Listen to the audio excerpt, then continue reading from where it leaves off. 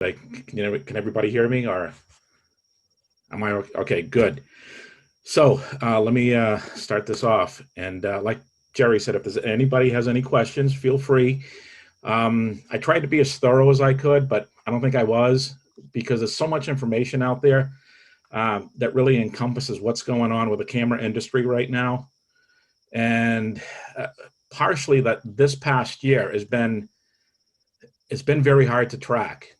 2020 was just pretty much anything, all the numbers that made sense up to that point didn't make sense for last year, just because people have a tendency to buy cameras and do things like that when they go on outings and trips. And trips were kind of like one of those things that not a lot of people were traveling last year. So camera sales were really insignificant in terms of what the companies are doing. And a lot of the companies right now are struggling. But for the most part, what I've seen is that it's recovering. The last quarter of 2020, the numbers have come right back up. So there's hope. And I hope that, the companies that are out there all stay and all continue to manufacture digital cameras for us digital camera aficionados, or camera aficionados like myself, which, the camera industry has come a long, long way. And like Jerry mentioned, I still have old cameras that I cherish. And,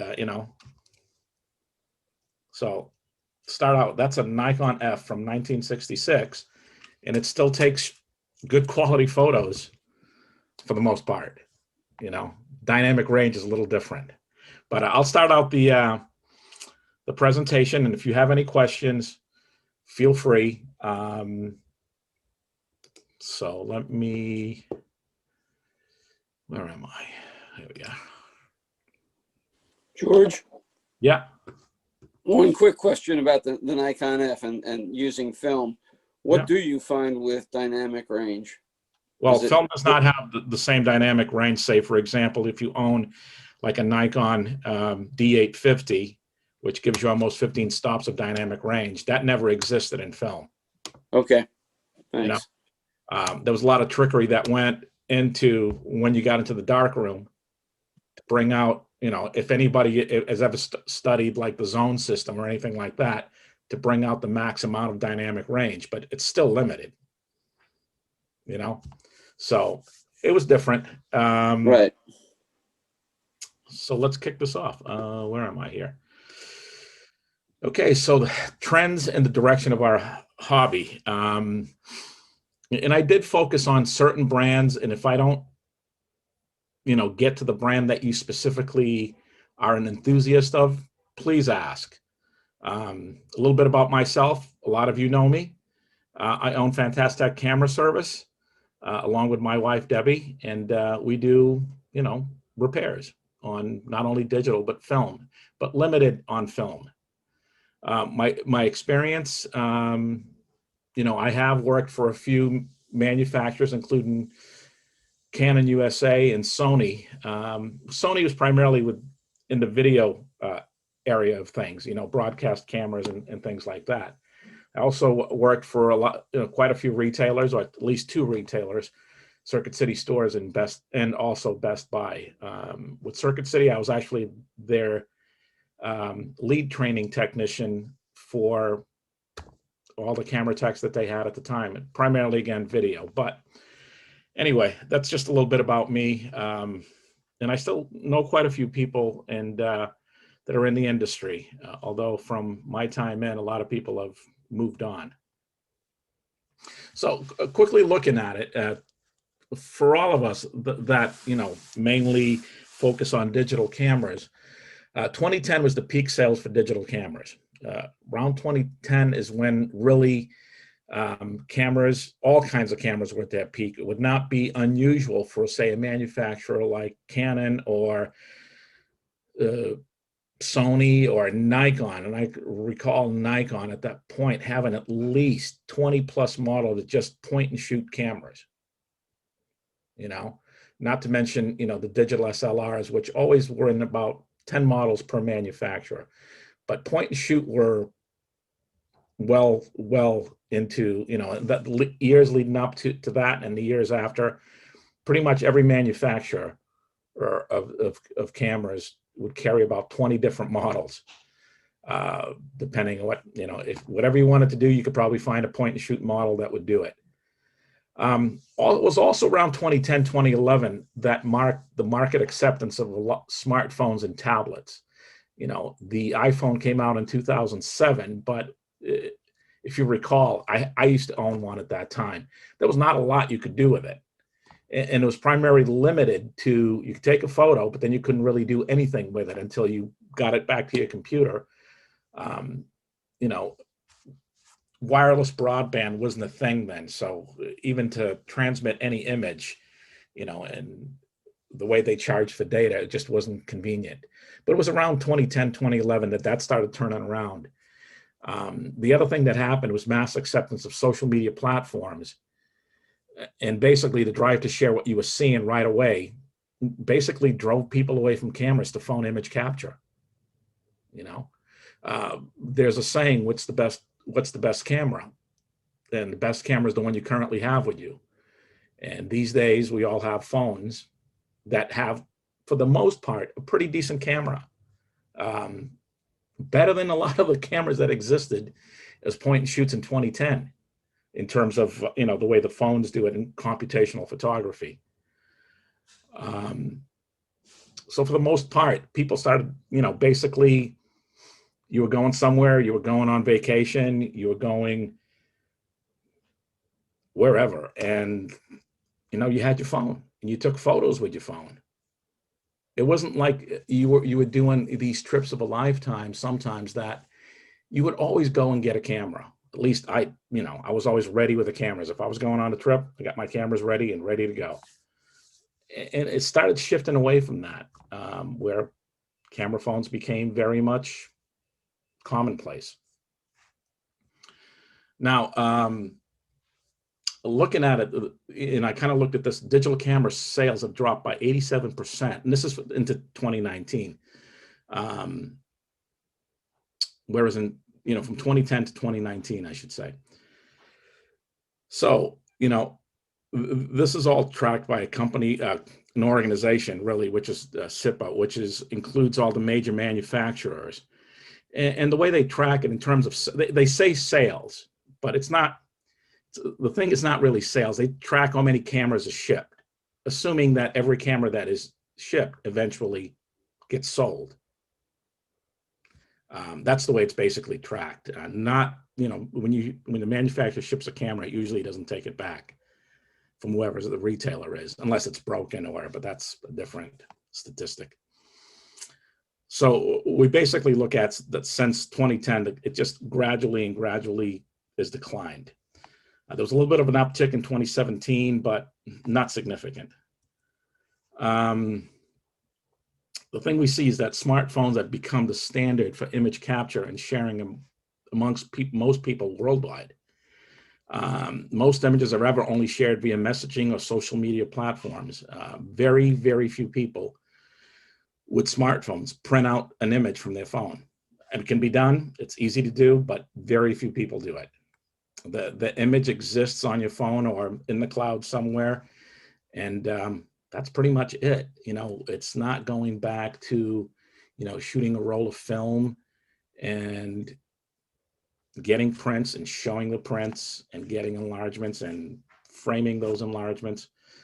It just doesn't happen that way anymore. And it kind of, that trend of not printing started really when the digital cameras became commonplace. So well before smartphones came along, that a lot of the people that, you know, are we're using digital cameras, just the photo stayed on the memory card.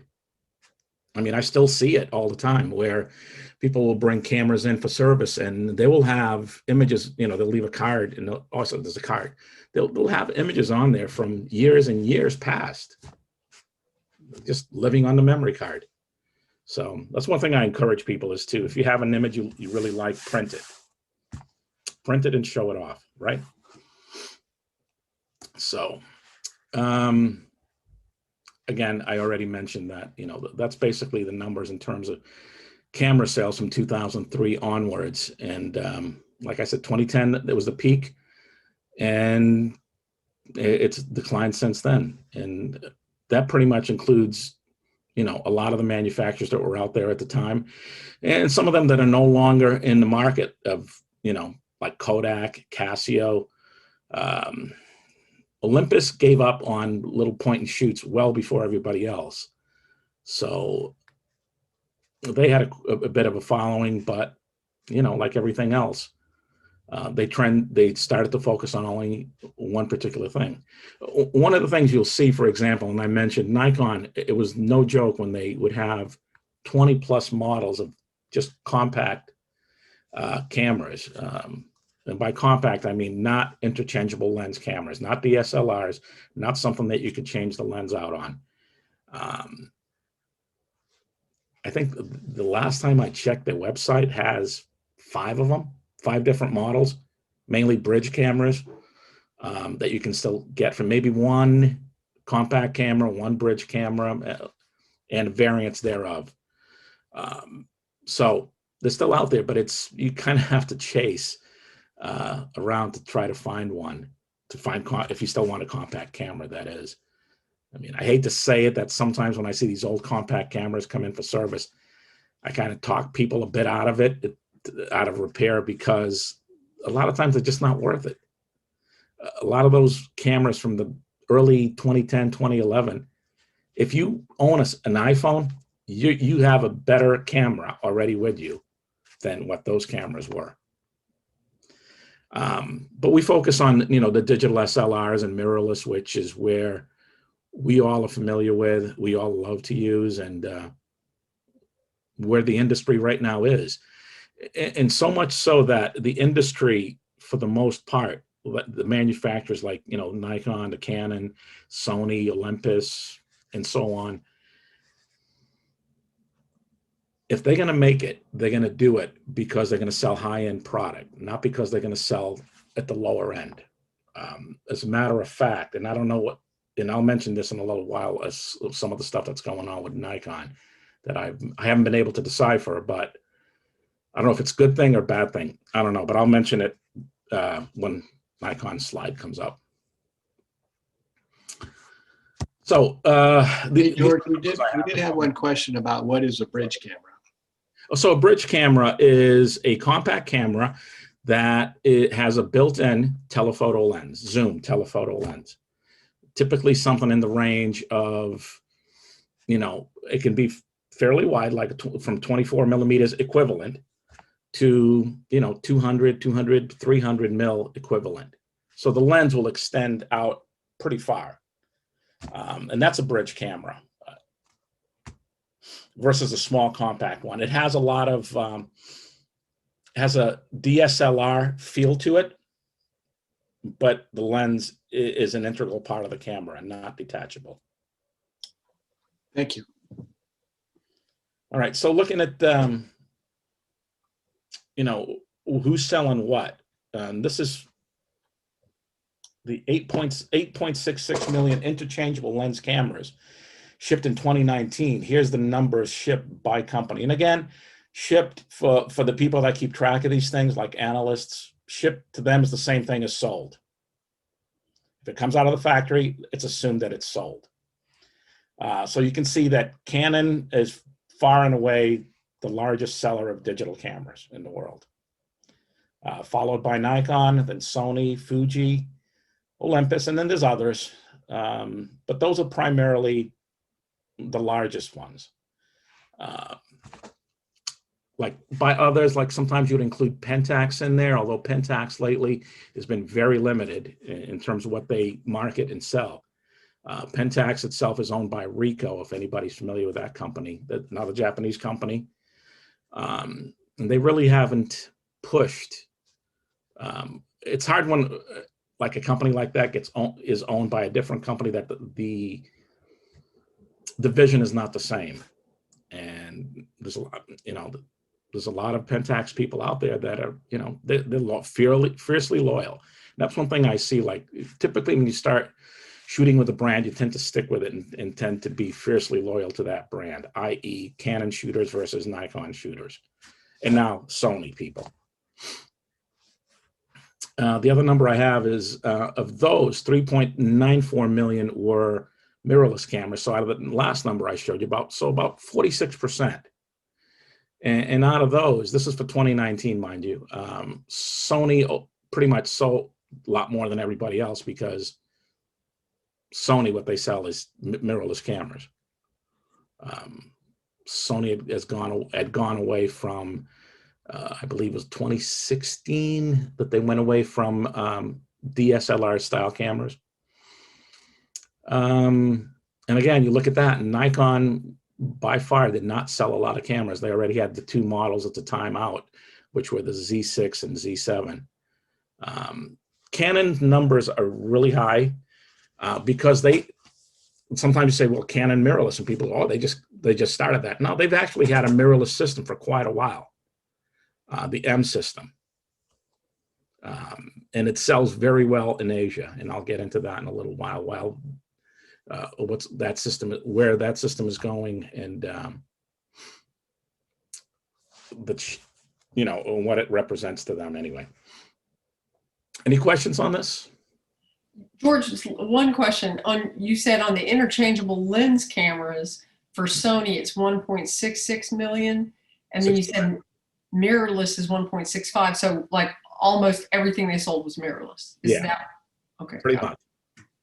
And I'll talk a little bit more about Sony although Sony sells a lot of cameras, it's not their core business. But neither is a lot of these companies. The only company that the core business is very close to being almost 50% is Nikon. Every other company, the camera business is a small part of their overall business, except for Nikon. Excuse me. Hey, George, will you also at some point speak about lens companies, or are we only talking about camera companies too? Yeah, I'll bring up some lens companies towards the end. Okay, thanks. Thanks for bringing that up. Sigma's also has cameras out that they have a third-party manufacturer for them. So I'll touch briefly on that. Excuse me, I'm reading this, but my everybody's photos are like over there. I gotta move it. So I know that we have a lot of Olympus shooters. Basically, I see what people shoot with when we go out on outings, and Olympus makes a really nice camera with a lot of features that you normally don't find on any other cameras. So Olympus has put a lot of time into like what features to put on a camera that can enhance what you're doing. As many of you that shoot Olympus or may not know, Olympus was sold off their imaging division to a company called Japan Industrial Partners. They're basically, they're the type of company that normally would buy a company and break it up and sell it off.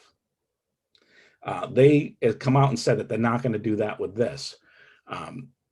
What a lot of people are familiar with them from is they bought the Vaio computer brand from Sony, and then, put out some computers under the Vaio name, but it's not something, the computer industry is very, very competitive, more so than this. And if you're not one of the big players like an Apple or a Lenovo, you're just not going to cut it these days, or an HP.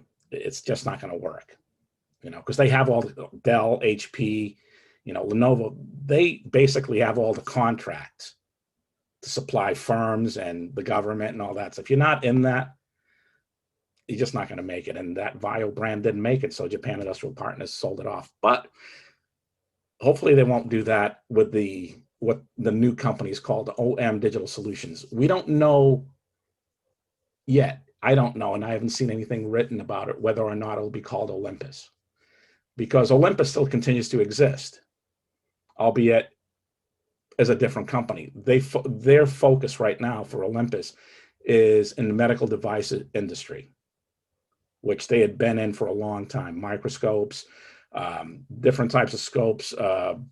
You know, you'll see it if you go for sometimes for any some procedures, you'll see that the equipment is made by Olympus. Anything to do with imaging, where they put a tube in you and look around.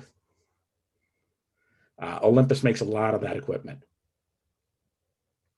Now, having said that, the other part of the Micro Four Thirds group, Panasonic's, confirmed that they will continue to support the format because one of the things that they do very well, and they market it well, and they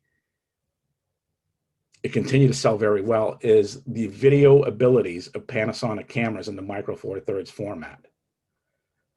To include, there's another company I didn't put down, but Blackmagic, if anybody's ever heard of that company, primarily video, but they use 4/3 sensors in their cameras to record video.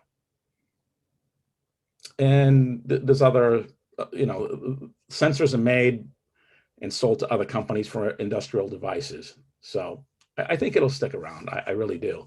And the reason for that is that, oops. Let me find my mouse. There we go. So the question is, Micro Four Thirds dead? Should I buy a Micro Four Thirds sensor camera? A lot of people are asking this question from beginners to professional. And here's my thought and what I've been able to gather. Micro Four Thirds is not dead. And it's by far the favorite camera of many travel and adventure photographers. The sensor is smaller, the cameras are smaller. It's a lot easier to carry around. And last year, Olympus cameras ranked very high in multiple sales chart in Japan and in Asia. Actually, the top camera in Japan, mirrorless, was an Olympus EM10 Mark III in terms of sales. So the system is still out there, and I think it'll continue to grow. And I think that the OM systems will bring out newer optics. Because that's the thing. I mean, right now, one of the things that they've gotten to with Olympus is that optically, the system is pretty complete. There's like not a missing lens. It's not a missing item that somebody say, oh yeah, they have this, this, and this in terms of lenses, but what I really need is this type of lens. The system's pretty complete. Kind of like Canon, there's not a lens that they would bring out in an EF type lens that isn't already been made. So anyway, as you can see, in terms of the company, the amount of sales, Canon, and this is in Japan, 2019 had the most mirrorless camera sales out of all the companies, followed by Olympus and then Sony. Keep in mind, I mentioned the Canon M system, which has been around now for quite a few years. Those particular cameras are very, very popular in Japan. Smaller camera, APS-C sensor, so a crop sensor, and it's compact. It's the focusing on it is great, especially in the latest models, and people like it. Hey, George. Yeah. This is Wayne Wright. Can you see me? Yeah. This is an M6 Mark II. Yeah. I had to drop some weight on all of my gear. Mm-hmm. So this year I decided to go smaller, just for more casual shoots. And I got to tell you, this little guy is impressive. Yeah. It's a 32.5 megapixel. Yeah, that's their top of the line M system camera. Yeah. It's a fantastic camera. It really is. The most popular one the most sold one, although like the model numbers in Japan are a little different, but equated to a US model will be the M50 is the most popular M system camera. And it's a little camera. It's fantastic. It takes great photos. And it's lightweight, and it can also handle all my L lenses if I want, with an adapter too, if you want to go that way. Yeah, if you want the increased weight. Yeah, that's right. Yeah, yeah, that is the problem. I bought an M50 to use with some of my older Canon lenses, but it's kind of a hollow victory because the lenses are the real weight now. You're not carrying the camera anymore, you're carrying the lens. Right, and that's the thing. So, and there's a question there, right? And I'll address it in a couple of slides down, is where the system is going to go. I think the system is going to stay. I think Canon can have multiple systems and maintain those multiple systems. Keep in mind, the M system, when it first came out, it was a real dog. The first M cameras, the M and M2, because the focusing performance just wasn't there. But Canon took it upon themselves to develop that. And that's where the dual pixel systems came from, focusing within the sensor instead of using contrast, using phase detect focus within the imagers to really speed up the focusing. And you guys know what I mean by phase or contrast detect. It's not important, but it's how mirrorless cameras focus. I'm familiar with it. Okay. All right. Any Anybody questions else? so far? Explain that, George, please. On what? The different focusing methods. Okay, so the different focusing methods. There's two. There's what they call phase detect, and there's contrast detect. So your DSLR cameras all use phase detect via a secondary sensor that's on the bottom of the camera and using a series of mirrors to redirect the light onto the sensor. Okay, and what that does, it looks for looking at the image and converting it to an electrical signal, looking for phase differences, which indicates a change from dark to light. And then the camera reacts to that and drives the focus to sharpen that particular line or that particular electrical signal. So as the amplitude goes up, you're getting closer to being in focus. And that's how that system works. Contrast basically is looking at the video that the image sensor is looking at and looking for changes in contrast. That's why contrast systems are fairly slow. If you think of contrast systems kind of like the old video cameras, which would use infrared beam to get to the range of where the focus was going to be, and then contrast focus would take over and fine tune it. That's why sometimes with the older video cameras, the camera would focus, go past it, then come back, and then try to bring itself in. Contrast focus still does a little bit of that, but it's gotten a lot better. And that's the two different changes. Now, initially when they brought out mirrorless, all you had was contrast focus, okay? The camera would look at the video, and then wherever part of the video was that was coming off the sensor, it would focus by looking for the sharp edges between dark to light. So if I'm sitting here right now and the couch is in back of me, right, and I'm got a maroon shirt on and the couch is brown, there's very little contrast difference between the two. So the camera would not be able to focus, okay? But if it focused on my face versus the background, then it would. What Nikon and Sony and all of those did to change that is that they started incorporating sensors within the actual image sensor that would serve as phase detect sensors. Okay, and the phase detect sensor right in the imager now takes care of that. So it can focus really fast. Plus they did a lot of other tricks with how they designed lenses to be able to achieve faster focus. Did I answer that? Or did I just confuse everybody? George, did you say that Canon is also all the mirrorless people are now doing phase detect, or Yeah, everybody now, if you buy a camera that was made in the last 3-4 years, phase detect? it'll incorporate both phase detect and contrast detect.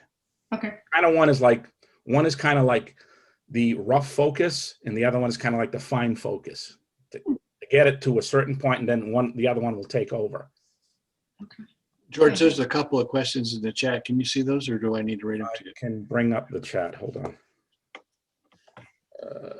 I guess, George, it's like buying a brand new Mercedes. You don't even look under the hood to see why it works. You know it does until you get out and you take pictures.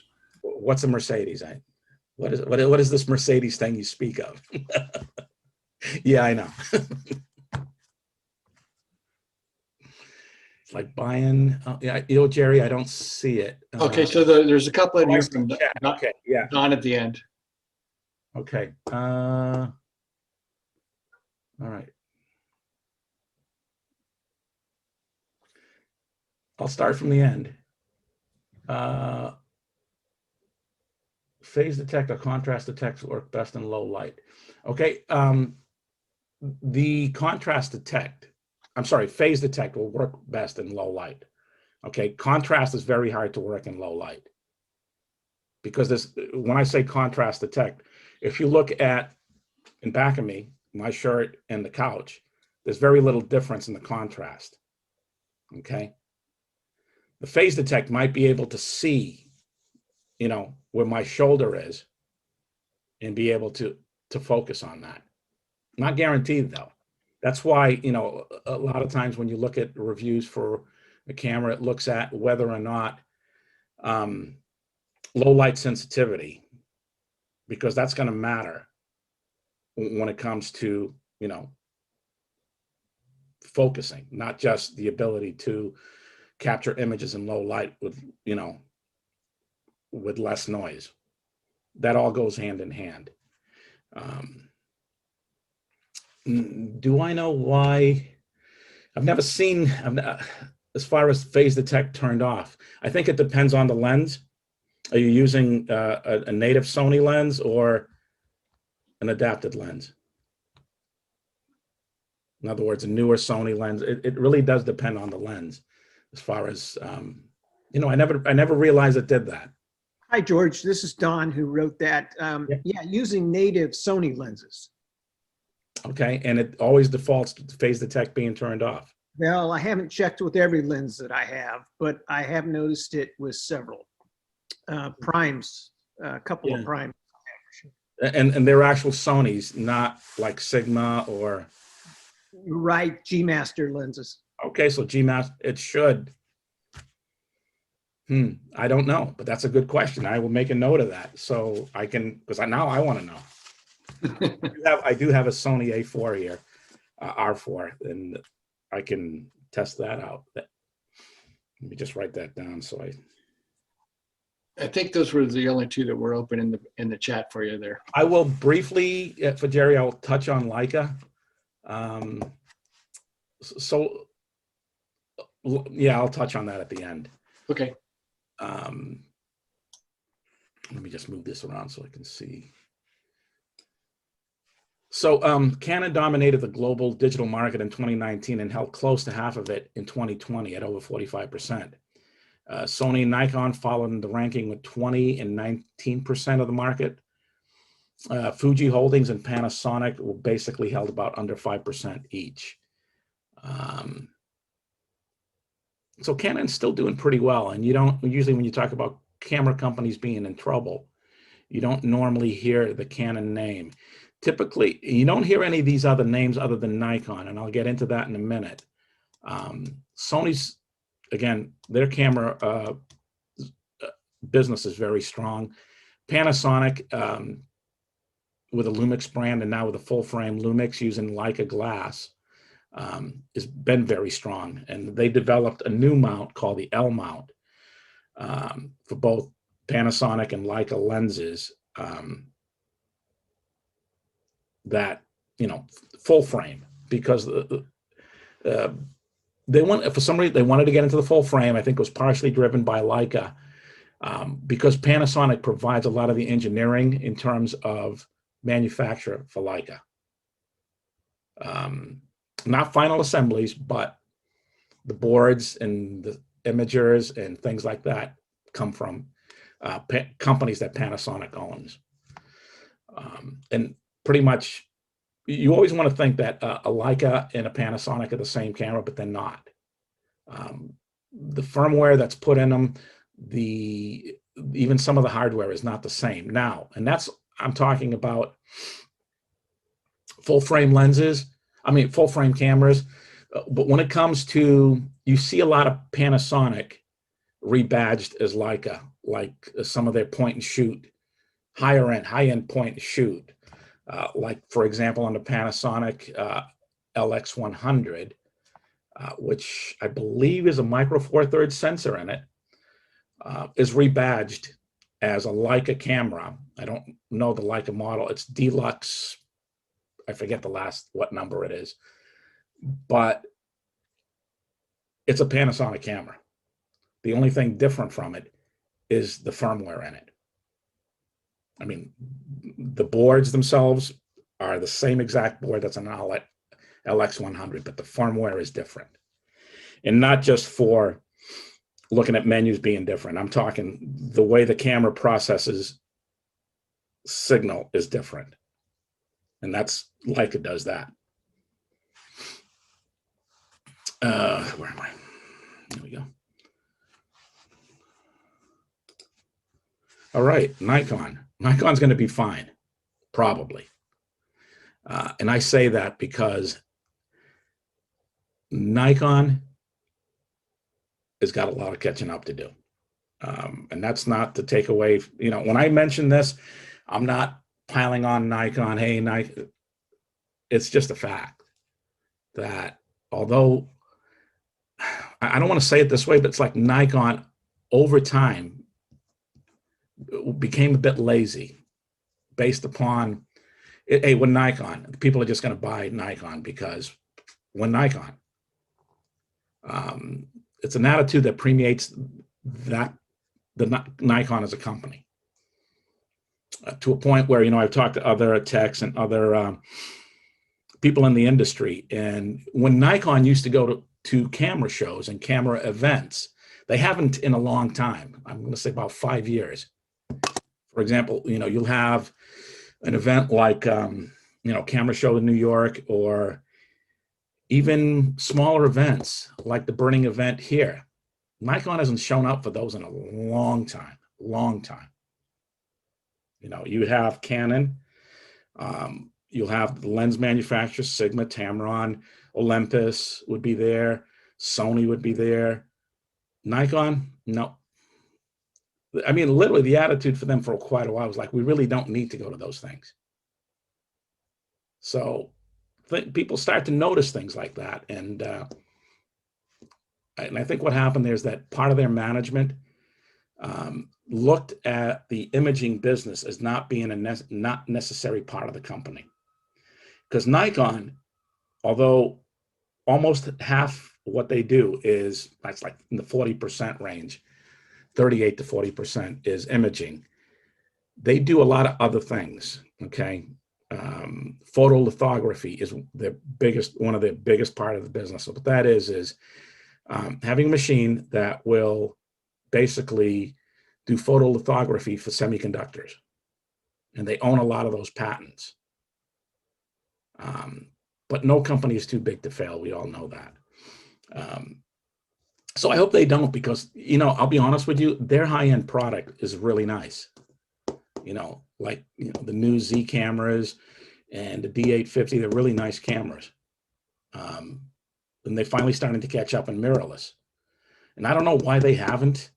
I mean, I know the processing that comes out of the camera, like the Z cameras, basically is the Z camera is using about 30 to 40% Sony components in it. So it's not that different from a Sony mirrorless camera.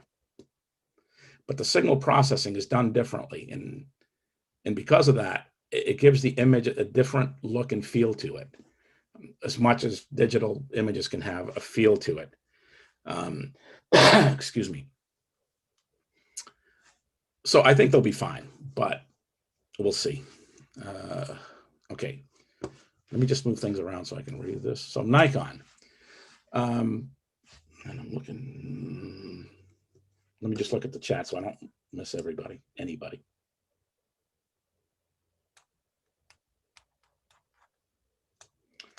Yeah, Tim, So on those cameras, phase detect should be on by default for the most part, because you're going to get the fastest focusing that way. The question was, there's something about the settings on the menu on Sony for phase detect, and there is phase detect area on. Okay, again, as far as I was aware from the Sony cameras I own, when I put a lens on it, it's always been on. I don't know why it would be off. But it might also have something to do with what mode you're in, with your mode dial. And I will look into that, because now it's got my curiosity going. So Nikon, to quickly jump back into this. So how's Nikon going to do this? I think they're going to be shifting their focus from digital SLR to mirrorless primarily. They're going to continue to produce full frame cameras that are DSLRs, such as the D780, the D850, and the D6. Renewed focus on mirrorless with new low-end Z camera. They have a Z50, which is a crop frame mirrorless camera. Hasn't really sold as well as they anticipated, but I think they can do better. In terms of the camera, if you ever held one, feels very plasticky. It doesn't feel like a premium camera, which is something that, when you get into the other Z series, the 6 and the 7, they're heavy, they're made out of metal or magnesium metal, and it's a nice feeling camera, as opposed to the Z50, which feels plasticky, really. So they could have done better with that. And I think they'll also bring out a new high-end mirrorless replacement for the D6, considering that Sony just brought out basically, the camera to end all cameras, I suppose. But we'll see. So, but a note of worry that I mentioned is that the company, Nikon as a company, has huge losses. Basically, they posted $430 million loss in fiscal 2020. And they're headed for over 700 million loss in fiscal 2021. And that's a company with only a 2.4 billion market cap. So that's some serious money losses. So I hope, that they don't fail. I have a feeling if they do fail, Sony might buy them out, because they're one of Sony's, as far as image sensors, one of their biggest customers, other than the cell phone industry. Sony does they manufacture a lot of image sensors for a lot of different for other companies. Like they manufacture, I think, like right now, all the Nikon cameras on the market have a Sony sensor in it. The last camera that had a Nikon sensor in it, designed by Nikon and manufactured by somebody else other than, was the Nikon D3, Nikon D700. That was a Nikon designed, produced sensor, although using a different foundry to manufacture the sensor. And those sensors, I don't know if anybody ever owned a D3 or a D700. The image quality out of those is amazing, even for a 12 megapixel camera, years on now. It's still the D700 is still a very desirable camera because of that. The image fidelity out of that camera is stupendous at 12 megapixels. But who needs more than that, right? All right. Questions on that?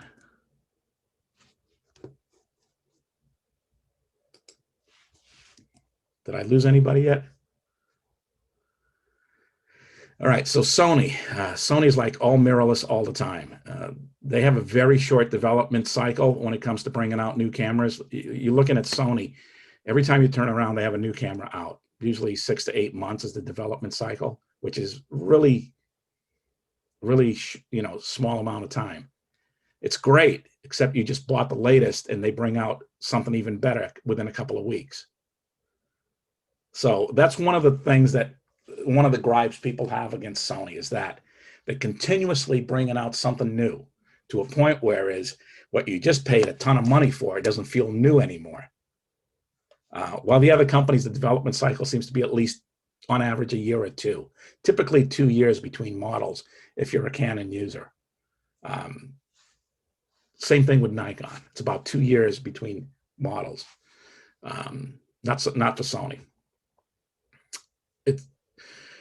What else did I write on here? The thing with that, you're going to get the newest sensor technology because, like I said, they manufacture most of the sensors on the cameras out there.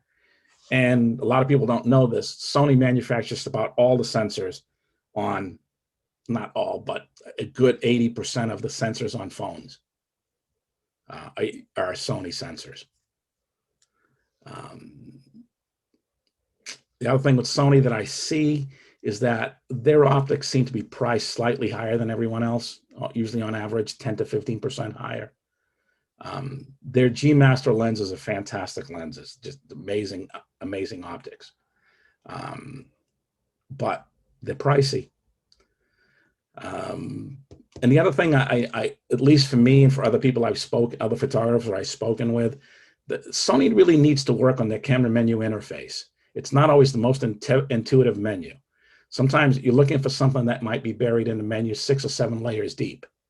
And it shouldn't take that to get to certain parts of the menu. But that's how they have it.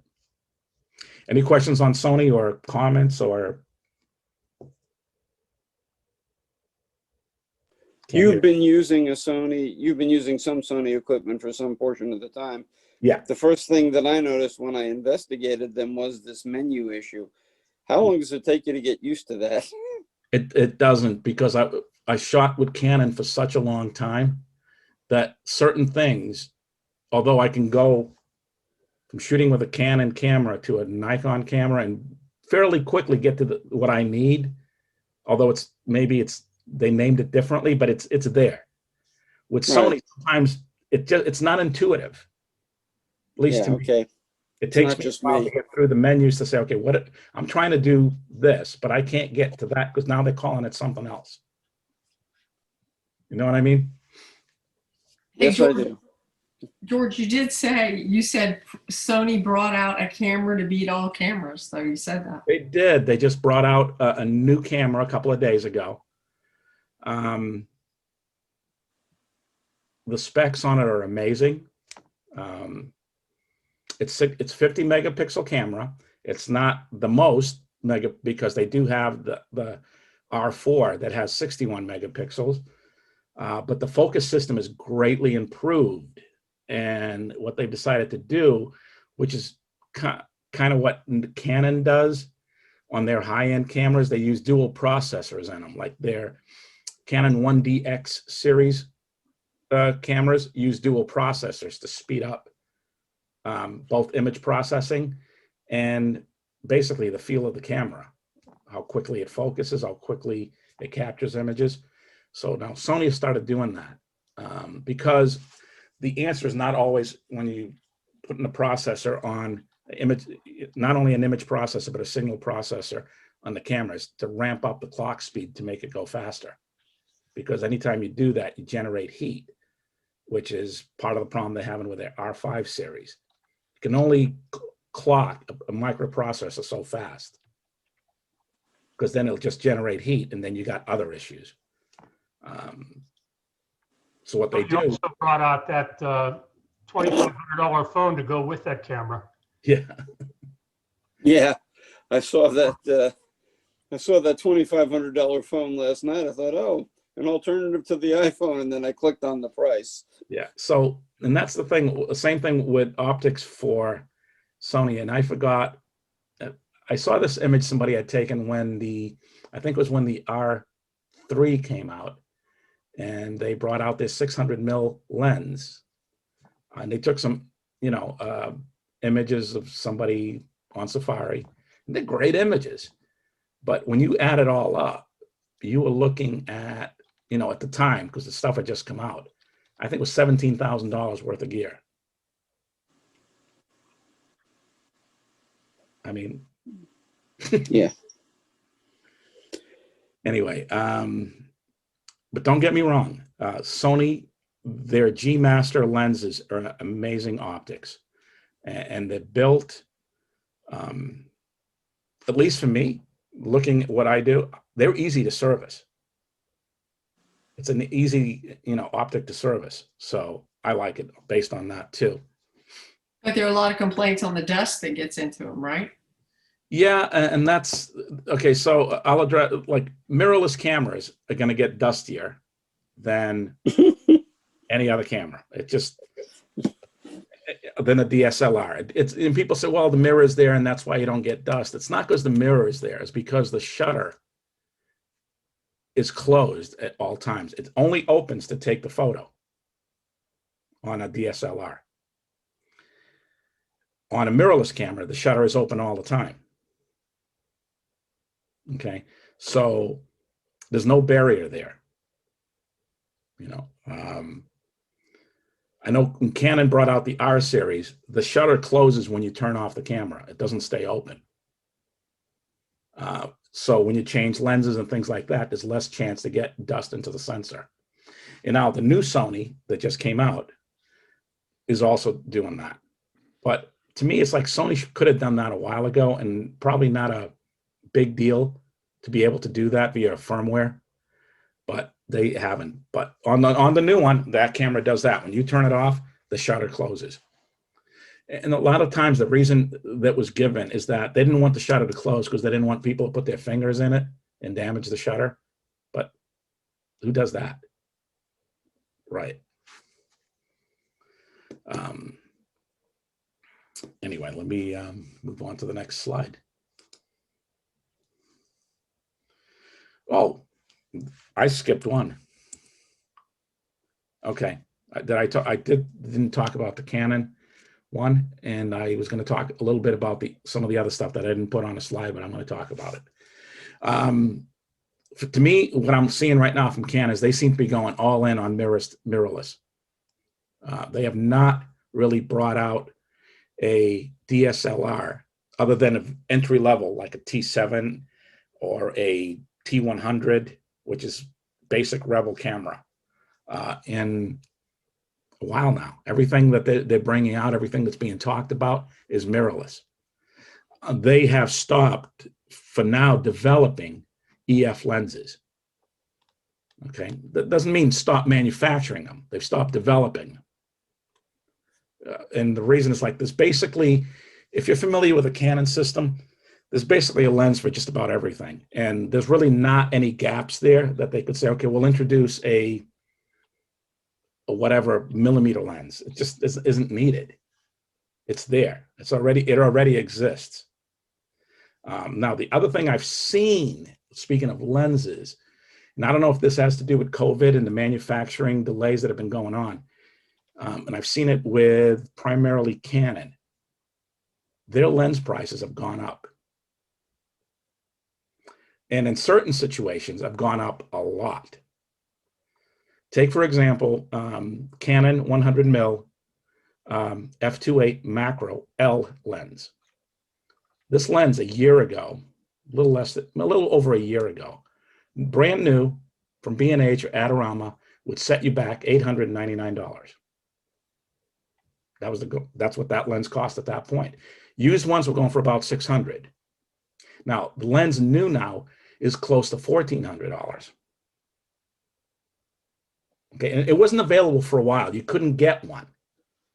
So it's like they had to run another production run because you could tell they ran out of them. So the new production run, the new lens is $1,399 or $1,299 if you can get it on sale. So much so in such demand that a used 100mm f2.8 L macro used in excellent condition is $1,000. That's a $400 increase just in the used market. So I don't know if it's because manufacturing has slowed down because of the pandemic or what it was, but that's not the only lens. Some of the 24-70 RF lenses have gone up in price. Some of the premium RF lenses have gone up in price. So I happen to notice it with Canon because I shoot Canon primarily. And I was in the market for one of those lenses. Should have bought it a year and a half ago. Now it's almost like I don't want to pay that price for it because it should cost $8.99, not $12.99. Anyway, speaking on mirrorless and Canon cameras, the rumor is they'll bring out a crop frame body to replace the 7D cameras. 7D were their top of the line crop frame camera, basically the equivalent on the Nikon end to like a D500. So we're expecting that to be mirrorless, and also a mirrorless pro level body. Pretty much, I believe, around the time of if the Olympic Games do happen, so sometime in the summer time frame. Possibly also a new crop frame mirrorless to replace the M series camera. Although when I read through how well they sell in Asia, probably not, because they do. That's their M series is turning a profit for them. So why would you do away with it? Like I said, I don't think they'll do away with the M system. There's rumors that they will, because right now they have 4 different lens mounts. There's EF, EFS, RF, and M in the Canon systems. Although EF and EFS are somewhat interchangeable. You can take an EF lens and put it in a crop camera, but not the other way around. You can't put an EFS lens on a full frame camera. So other brands, I didn't have any other slides other than this because I was going to take questions, but so there's, somebody mentioned Leica. So Leica in a way is not a mass-produced camera, okay? Not in terms of the amount of cameras that these other manufacturers are putting out. It's not mass-produced. It's a very nice camera, and their digital cameras are fantastic cameras. Even at some of the price points they bring them out at, which it's not unusual to see, brand new Leica for $10,000. And the nice thing about them is that they're quality cameras, and they can take any of the old lenses will fit, as long as they're, a Leica mount lens will fit onto a new, a brand new camera and still work. So as far as Leica goes, I usually don't do a lot of research because I don't see a lot of them. And the ones I do see are usually the compact ones that are really deep down the Panasonic cameras. Was there any other questions about Leica? Jerry? No, that was just what was out there. I mean, I've known Leica for a long time, mostly in the lens side of things. Yeah. They make fantastic lenses. Their optics are amazing. But it is kind of a bit of a niche type camera. Don't get me wrong, there's a lot of, with film having come about again, a lot of people out there shooting, Leica M4s and M6s, and yeah, it's great. So I know I was sort of curious about some of the lens companies like Sigma and some of the others that are out there, and Tamron, and when you're seeing these different lenses, and how do those stack up to some of the other lenses? Sure. So I'll start with Sigma. Sigma makes a fantastic product in their Art series lenses. Okay, they're really well built. They're optically, they're amazing. If you take a look at DxO Mark, which tests all these lenses and assigns them values for sharpness and things like that, contrast, edge-to-edge sharpness. I don't know if anybody familiar with DxO Mark. DxO is the company that they make software, including editing software. They also test a lot of lens and body combination. The sharpest lens they've ever tested up there, that it's still there, is the 85 mil Sigma art. So considering, on a Canon body or on a Nikon body, sharper than the same Nikon or Canon product for a lot less money. Now, they've had some problems on their art series when they first came out that's been corrected, and they kind of gave them a bad name that the 35 mil and the 50 mil prime lenses art primes. Solve that with firmware and with changing some parts around that. But those were growing pains when they first brought those out, and it was alleviated and basically gotten rid of after a certain serial number run. So if you buy one these days, you're not gonna have that problem, because I see people bring them in all the time to me saying, "Oh, this lens has a focus problem. All these Sigmas have focus." It doesn't. But once you read it online, and you have one, and you took a couple of shots that weren't in focus, you're gonna believe what is being said online. So sometimes just a bit of education. Now, Tamron makes some really nice lenses, but I'll be honest with you, they are an awful company to deal with. And when I say awful, I mean really awful. Everybody's familiar with Gray Market, right? And Gray Market is a product that you bought that does not have a USA warranty. That product was never meant to be sold in the USA. So there's a couple of companies, primarily Nikon and Tamron, that will refuse to work on Gray Market product. And they can tell it's Gray Market by the serial number. Now, independent servicers will work on your Nikon camera that's Gray Market, like myself, and I don't have a problem getting parts for it. Tamron does not sell parts to anyone at all in the whole world. They do all the service themselves. They only service the items that are marked for that particular. So in other words, area. If I bought a Gray Market lens, didn't know it because I bought it, like, say, for example, on Amazon, and I didn't know I was getting Gray Market. The lens, that, let's say it breaks, has a defect, and I send it in. If they deem it that it's Gray Market, they will not work on it at all. Now, Canon will know that it's Gray Market, and they'll tell, this is a Gray Market product, by the way. So we will work on it, but you got to pay us. Because there's no warranty. Because the warranty is specific to the country that the item is purchased in. So that's why I kind of stay away from Tamron, but that's my rant on Tamron.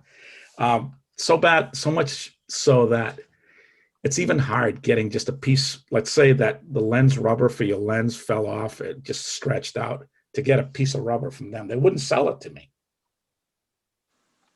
I mean, just a piece of rubber, come on.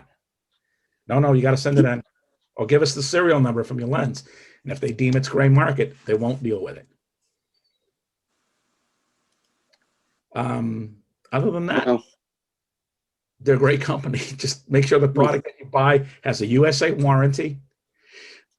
If you buy Tamron that has USA warranty, keep in mind they have the best warranty in the industry, 6 years. So, there's always that. You just have to make sure it's USA warranty. You can go, if you own Tamron or you have buy a Tamron, you can go on their website and register the product. And if it'll tell you whether or not it has a USA warranty. The other thing to look for, on the box itself, there'll be a little decal, holographic decal that'll say USA on it. That's about the only other way you can tell. But serial number, you can call them up and just say, hey, this is the serial number. Is this a USA warranty product? And they'll tell you. Now, if you bought Tamron from usually Amazon, because you're not really sure who you're getting the stuff from when you buy from Amazon. If you're buying it from B&H or Adorama and it says USA warranty, it's a real USA warranty product. If it says, I forget how they word it. I think it's worded as either store warranty or it doesn't say, in other words, it doesn't say manufacturer's warranty. B&H and Adorama will give you a warranty on gray market product, but not from the manufacturer. Okay. And somebody asked as far as, so let me just go through the questions real quick. I think Cindy, I'll go back to Cindy. Big advantage to buying new versus used lenses. Not really, not for me. But if you're ever unsure, if you want to buy used, buy only from reputable used dealers like KEH or MPB is the one I use when I buy used. MPB is really good actually because their grading system, with something they call, for example, like good or very good. Every time I've seen it, it's an excellent. It's excellent. You know, they really, even something that's very good is usually excellent. In other words, they have a tendency to, you know, I don't know what the word I'm looking for is. They grade, you know, I can look at something and go, oh yeah, that's good. But they would grade it as fair. Although you look at it, it's go, oh, this is good to very good. So they cite on the side of error, that they're going to err on the product. Yes. Somebody got their hand up. Jerry, can you unmute him? Okay, I'll unmute everybody. Hang on a second.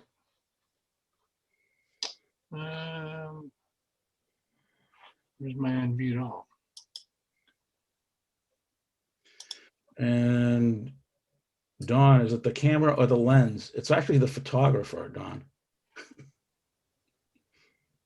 Yeah, that wasn't the question. We know that's always the answer. But the reality of it is, we've spoken about these amazing cameras and the advances with the cameras. Yeah. How is that affected by the lens that you pair with it? Well, the lenses themselves, depending which lens you're talking about, haven't changed a lot. The design of a lens has not changed. Take, for example, a lens like a 24-70 Canon. In the current, you know, the lens that came out, that's still out here, although it's a version 2 now, is the same lens that was designed in 1992. It's the same lens. The only thing that changed is the coatings on the glass and the way they were able to produce, you know, the casing for the lens, basically, where now it's more engineered plastics, which aren't really plastics at all. I mean, they look like plastic, but they're not. Not what I consider plastic anyway. But it's the same design. The design hasn't changed. The design of a 50mm lens, like from Nikon, that design, if you go out and buy a Prime 50 1.4, it's the same design lens that's been around since the 50s. The design didn't change. There's only so much you can do. I mean, some of the lenses now have gotten a lot better. Some of the newer lenses, because they've been computer designed, as opposed to an engineer sitting down and figuring it out. You know, an optical engineer. The coatings have changed considerably. So a newer lens will have better coatings. A newer lens that has built-in image stabilization will have better image stabilization because that has changed. You know, the way the processor handles that has changed, so it's better. That's why they can, you know, all of a sudden, like another example, 70-200 Canon, kind of the same lens that's been around since they released the 70-200. But what's changed is the coatings on the optics and the image stabilization has gotten a lot better. That's why I can go from being, you know, 3 stops of, you know, image stabilization all the way to 6 stops of image stabilization in the newest model.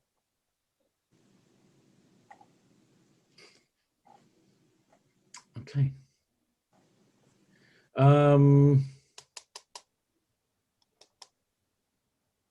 Nancy asked, do I recommend ND filters that fit over the camera mirrorless sensors? You know, Nancy, I haven't tried them. I see that a lot now. And I've thought about it because they're a lot less expensive putting it right over the sensor than it is putting it on the front of the lens. You know, I haven't done a lot of research on that. If it alters the image in any way, I would say that if you're buying from a reputable company that manufactures filters like Nisi or some of those other companies that do, you know, the filters, you know, that go over the front for neutral density, or like Breakthrough Photography or any of those, I think it's going to be fine. Okay, thank you. Just out of curiosity, where do those get mounted? The clip I in. mean, how do you get them over the sensor rather than the You don't get lens? them. If you notice, if you look at the sensor and like on Sony's, pretty much any mirrorless, there's a little space there. There's enough space between the plastic guard that's on the front Okay. and the actual sensor. So they clip in. Okay. And the only reason, the one I've investigated getting a night filter for my Canon. You know, the ones that reduce the sodium vapor. Okay. Flow, you know, to take off that so that you don't get that sodium vapor glow in the horizon when you shoot in the night sky. Yeah. Okay. So how does the cost saving compare with my fat fingers really screwing up the sensor? Yeah, I don't know. It's kind of one of those things. If you're not really comfortable doing it, you know, you probably should stick to putting them on the front of the lens. So when you get old, George, you can still screw things on the end of a lens, but if your hand starts shaking, you've got a real problem putting them on the sensor. That's why you want to stick to the other type of filters. I have a hard time putting my fingers into that small hole. You know, I don't even want to clean my sensor. I don't see how that would, I don't know how that would work on it like a Nikon DSLR. Maybe the Sony's different the way they have it set. Did I answer the question? Somebody has their hand up, like in the virtual hand up, not? No? Wayne, you have your hand up. I still have my hand up. Yep. The only thing I was going to ask George is, you know, when Canon introduced the R5 and the R6, Yeah. one's 45 megapixels, the other one's 20. Yeah. Do they do that strictly for money, just for to say, okay, I can't afford a $3,500 body, or is there a reason? I think it came about this way. The R5 and R6 were the replacements for the 5D series and the 6D. And the 6D has always been in that 20 to 24 megapixel range. Right, that's what I have. Yeah. And the R5, they wanted to increase, you know, the 45 and make it a little bit more different. If you notice, like the megapixels have been going up since the 5D Mark II, 5D Mark III, the 4 have been slowly going up. So I was going to just suggest that the one reason Dick Votrino's presentation, if you saw it, where he's cropping an awful lot, he's using a 400-2.8 and doing a lot of cropping. That's the one place you would tend to actually see that advantage. Yeah. The more megapixels you have, you can crop a lot more. Okay. But keep in mind, the more megapixels you have, the bigger the file sizes are going to be. Right. Like, especially like with the A7, the Sony A7 R Mark IV, where 61 megapixels, huge file. huge. But the information's there if you need it. The other thing that Canon does is they very much segment the market into what they feel the cameras are going to be, who's going to purchase those cameras. For the longest time, they consider the 6D camera to be advanced enthusiast, not quite pro level. Right. And I think they kind of did the same thing with the R6 advanced enthusiast versus pro level. But you know, it's kind of like people used to ask, why does Canon not put 4K video on their cameras? Because it didn't really, most Canon cameras didn't have 4K video until the 5D Mark IV came along. And the reason for that, although Canon won't admit this, is that they don't want to segment off any of they sell a lot of video cameras, high-end video cameras, the C series.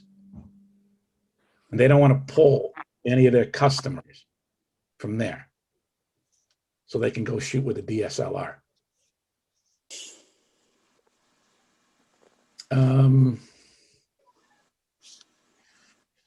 Third party compared to lenses from third parties. I think we already answered that, didn't we? Yeah.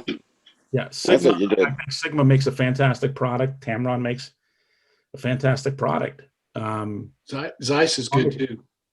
What's that? Zeiss is really good too. Yeah, Zeiss is very nice. And they make pretty much lenses for all, you know, Nikon, Sony, Canon. Oh, they make some really nice wide angle lenses, last I checked. And somebody asked, Wendell asked, which Sony gives you the most bang for the buck for all around shooting? I would say right now the A7 Mark III. Although there's rumors that they will be bringing out an A7 Mark IV. Not the R version, but the non-R, which is 24 megapixels on the A7 Mark III. Thank you. That seems to be the sweet spot right now in terms of megapixels, about 24 meg. George, jumping back to Sigma for a second, the one difference I've heard from, say, like Zeiss or some others, is that they reverse engineer their lenses because they don't pay Canon for the royalties to use their actual mount and autofocus system, so they have to reverse engineer them. But they actually all do. Canon and Nikon have never released the specifications of their autofocus. Okay. It's Sigma's figured it out pretty well. But if you recall back when Sigma started making autofocus lenses that would mount on a Canon, it was kind of a hit or miss sort of thing. Yeah. Much so that as new cameras came out, and this is going back to the film days, like the EOS 5, EOS 1, some of the Sigma lenses didn't work on the newest Canon bodies because they hadn't really fully reverse engineered the communication between the lenses and the body.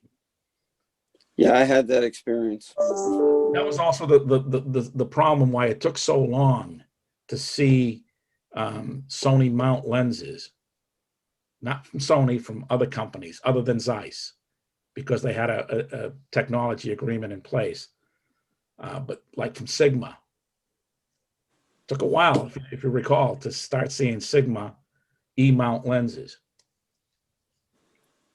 Yes. A lot of these companies don't want to give that away. You kind of, you know, you have to reverse engineer it, which technically isn't. The hardware is pretty easy to reverse engineer. You just buy one and take it apart. Software that's there is a little bit different because it's encrypted. Okay. And if you do figure out a way to, you know, to get around that, you're breaking the law. You know, because it's copyrighted material that you're reverse engineering. Okay. So is Zeiss making all of Sony's lenses, or who makes Sony No, lenses? Zeiss provides glass to Sony for some of their, the lenses that are marked as Zeiss. They provide the glass. They do not build the lens. Hmm. So they provide a lot of glass to Sony for their lenses. I'm not sure if they're the ones providing the glass for the G Master lenses. And Sony's not giving up, is not telling anyone who's providing the glass. So the whole optics thing, optics themselves, like the way a lens engineered everything, a lot of these things are really closed, guarded secrets. I mean, the manufacturers are like, especially Sigma, like how their lenses are built. If I could show you a service manual or a parts manual, because they don't let service manuals, but a parts manual for a Sigma, and it's all marked like, proprietary information, do not divulge, blah, blah, blah. Hey, George. Yeah. Hey, good to see you, even though it's virtual, but I had a question. Well, I heard that Sony had kind of ended that relationship with Zeiss, and I think that's why we haven't seen much of that size, because I know the last one I think was Yep. size 55, and now and the rumor has it they're supposed to be reinventing some of those old size into the G series and GM lenses now. Yeah. I know they're still putting it on the very latest RX 100 that came out, compact camera. Okay. They're still using Zeiss lens, glass in the lenses, because the camera's still marked with the Zeiss logo. But that could have been something, when I say that, you got to remember, that could have been something that was designed 2 years ago. And it's just coming to market. So whatever agreements they had in place during the design phase will carry on. But probably anything new, you know what I mean? Yeah, and to piggyback on the last comment you had about companies having that proprietary thing, I think it's the same happened with Sigma, because I had the 100 400, but I think they had some kind of agreement. They couldn't release the 1.4x teleconverter only for the L mount Yeah. and not for Sony. So who knows why? Yeah, I didn't know that. Yeah, I returned the lens so before my 30 days were up. Well, Sony does make a nice 100 to 400. Just I bought it. okay. I had to buy the bullet. You know what? That's it. I just didn't tell the wife. Uh-oh, this is going to be recorded. Oh, Somebody asked if all the Sony lenses were made by Zeiss. No. Like the G Master lenses, they're made by Sony. Like I was saying, the glass that's being used, I don't know. There's a lot of companies that provide glass for lens making. One of the biggest companies, it's kind of, everybody in the industry knows, and when I tell people like, really, them? Hoya, who makes filters, Right. provides a lot of the optical glass for lens manufacturing. Now, when you say the glass, are you just talking about the glass as a compound, more or less, or the actual elements? No, not a bag of sand. Yeah, right. I didn't think it was at that level. The actual glass blanks. Okay. Yeah, those have to be made a certain way, and then there's a lens maker who's either done by machine, or in the higher end lenses done by hand. Okay. Make the actual elements. On this topic, I read out there on various sites that there's more plastic elements, I guess, in lower end lenses, especially than there used to be. Do you observe that in your? Yes, because Okay. aspheric elements are very difficult to manufacture. So it's a lot easier to manufacture an aspheric plastic element than it is one made out of glass. So lower end lenses that contain aspheric elements are typically plastic elements. Okay. And usually you see a bit of that because you'll see how easily they scratch. But those are elements within the lens, okay? Hmm. Likely never to get scratched because the outer, the front and the rear are always glass. Other than the cheap Sony lenses, I take that back. The Like cheap, the 28 to 70. no, the little 16 to 50 that comes with the crop Oh, frame okay. is primarily made out of plastic. It has some glass elements, but it's mainly made out of plastic. It's $100 lens. They Right. replaced the lens already though, right? There with a 16 to 55. Yeah. Hey, George, some people are going to start jumping off, but so Yeah. real quick, what I want to do, number one, is thank you so much for doing this. I'm not trying to get you off, Adam, still, but the other thing I wanted to let people know is at the beginning of the meeting, I mentioned that the link for the Glenny had expired. I have fixed that. So if you go back out to that email now and click on the click here, it will work. So I did go ahead and fix that. So that link is working for everybody that wants to go ahead and enter the Glenny. Thanks, George. There's a couple more in there. Okay. Can you upgrade a newer? No, unfortunately, you can't upgrade. You can't insert what's not there. A lens with an optically stabilized internally actually has an optical element that floats within the image stabilization system, and that particular system is made for the lens. Where that goes on the lens, they kind of determine exactly where the best place to put it is, and then you have to optically align it, the centering of it. So no, you can't do that. I think Helen was asking if there's an example of some of the plastic element lenses that you were talking about. Like the Sony 16 to 50. It's a little lens that comes with the A6000 series cameras. Right, so you're talking about the kit lenses then. Yeah, kit lens. Or like a lot of the newer 18 to 55 kit lenses. You're not going to find that on you're not going to find plastic elements on, prime lenses, for example, or even better zoom lenses. Okay. Kit lenses. So like the Canon 24 to 70 equivalent that they put with the M50, I haven't really shot much with it. No, all, but that's probably no, plastic elements, I would think. they do have an 18 to 55 that goes with that, right? No, they discontinued that in favor of a 24 to 70 equivalent, Okay, which so is the 18, when it was the 18 to 55, it was a really nice lens, really sharp. yeah. So keep Yeah, in that's what I heard. mind, just because it has a plastic element in it doesn't mean it's not sharp. Right. The manufacturers work very, very hard at making sure that their kit lenses are sharp as can be. Because the last thing you want to do is that have a person be turned off by that system because they feel like, well, these cameras aren't really sharp.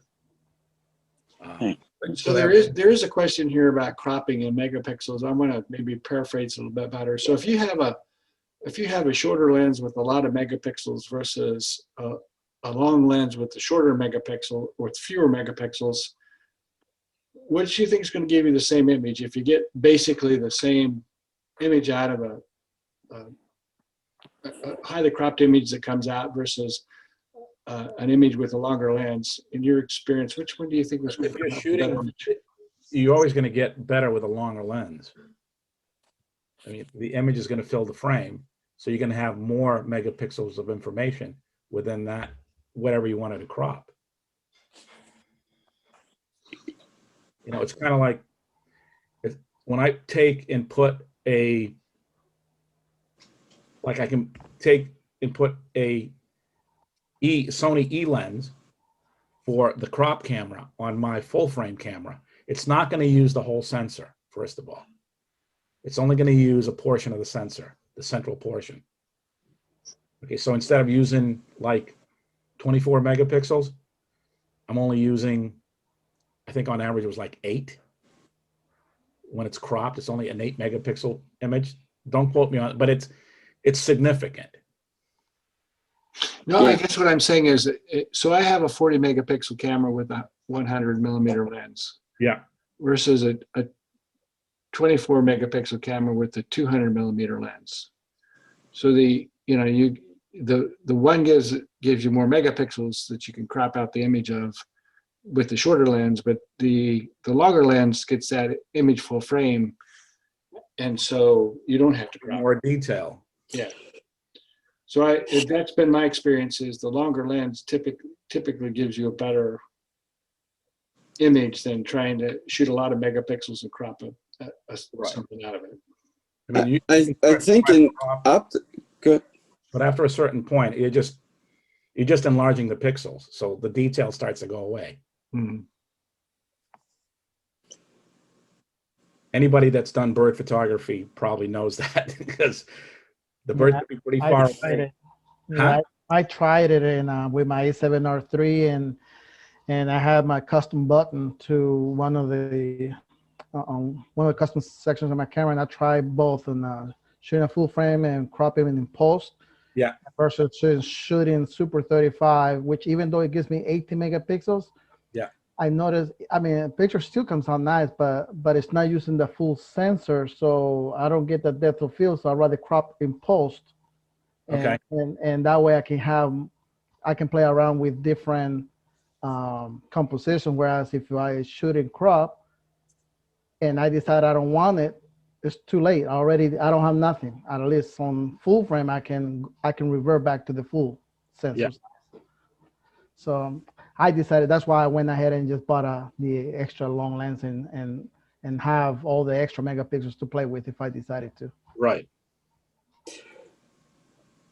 Hey, one more question, George, not to change the subject, but you were talking about the filters earlier, and I noticed Nisi, who makes filters, I noticed they just jumped on the bandwagon and creating lenses now too. So I think they just started creating those super wide angle lenses, 50 millimeters. So I guess glass is in the big market, I guess, and they're all trying to, especially for companies like the L mount and Sony E mounts. I think that allows them to make third-party lenses. Yeah. Yeah, but yeah, they just came out with their first one. Jack asks, the new Canon R5 seems to track better. Do you understand? Yeah, it's that's why. The sensors within the imager and the process, primarily the processing. Okay. The algorithm that they went back and changed a little bit of that, but primarily the processing within the camera is much faster. Okay, so there's no guessing. The camera does very well in terms of the focus system. I mean, Canon has got it. When it comes to the focus system, they got it down pat. And they've had that pretty much since when they released the dual pixel systems. Thanks. You know, basically just putting extra sensors on the image sensor. Back sensor. Yeah. From what I've read, though, the new Sony is supposed to be. It's a beast. I've seen the reviews, and in 2 days on the 4th, for whatever reason, I guess Sony told, I guess, all the reviewers not to release any video reviews until the 4th. Yeah. And right now with online C++, I think, I'm not sure if it has to do with them possibly releasing some new lenses as to why they told them to hold on releasing those videos. Yeah.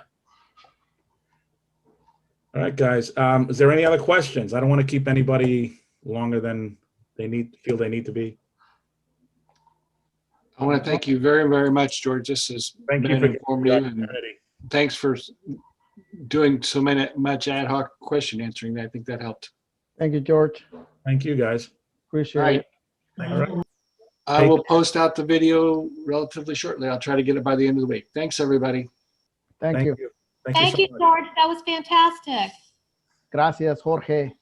Thank you, George.